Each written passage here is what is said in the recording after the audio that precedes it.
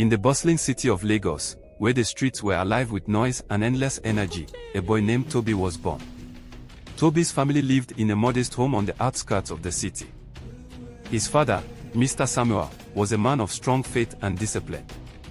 By day, he worked as a carpenter, crafting furniture with skilled hands. On Sundays, he stood behind the pulpit of a small church, preaching to a congregation that looked up to him for spiritual guidance. Toby's mother, Mrs. Grace, was quieter, often lost in her thoughts. She worked at a nearby bakery, kneading dough from dawn to dusk. Though their home seemed peaceful from the outside, it was anything but. Samuel and Grace were deeply divided in their beliefs. Samuel's life revolved around the church, while Grace felt her husband's faith took too much of his time and energy.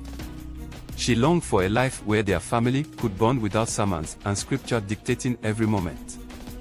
This rift often led to arguments late at night, their voices muffled but intense.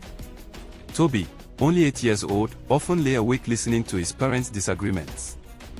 He didn't fully understand the depth of their issues, but he felt their tension like a heavy blanket over the house. Despite this, Toby was a bright and curious child. He loved reading, singing, and doing street music. Toby's love for music grew stronger as he got older. The melodies from the church choir stirred something deep within him. By the time he turned 12, he was already a part of the choir, standing at the front during Sunday services with a voice so pure it seemed to touch the heavens. His singing brought joy to the congregation and pride to his father, Samuel. But at home, things were falling apart.